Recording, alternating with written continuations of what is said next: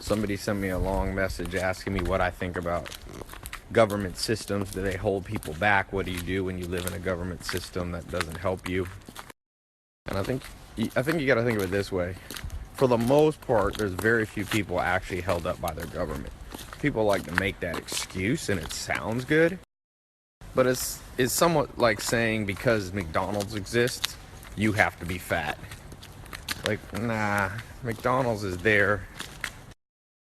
McDonald's is there, but most people just don't go eat it very often, and so they do fine. So to blame McDonald's is an oversimplification, even though they don't help, obviously. And with governments, you can prove this. In most countries in the world, some people thrive in the midst of that supposedly horrible government. So that's not a perfect one, but it's somewhat of a logical proof to show that it's not only the government. The government can definitely cause problems and hold you back. And there are definitely extreme circumstances where certain dictatorships and certain classes of people or types of people are discriminated against. But even then, it's a little bit like my mentor Joel Salatin used to say, which is the cream rises to the top. People who stand out can still stand out, even in repressive governments. So like I said, it's a tricky concept and question, but for the most part, you can thrive. Some places a little bit harder than others. The more important question is, how do you do it?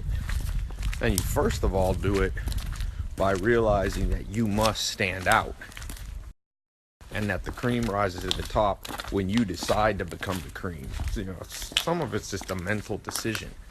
The second you feel you're a victim, you don't try.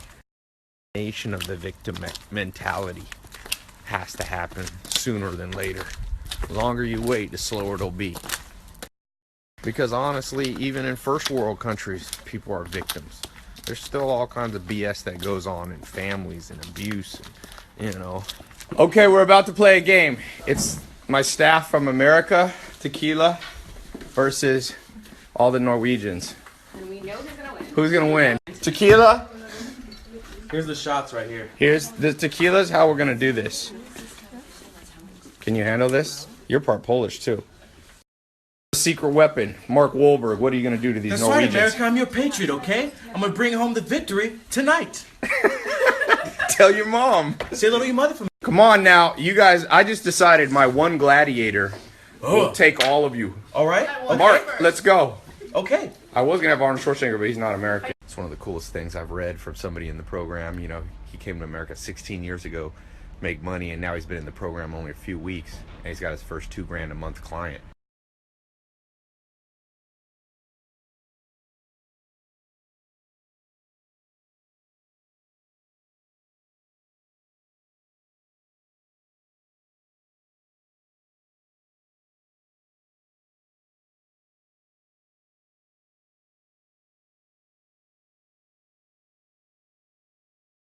Where Team Norway just lost. We've all been standing by the elevator for 10 minutes and realized nobody pressed the button.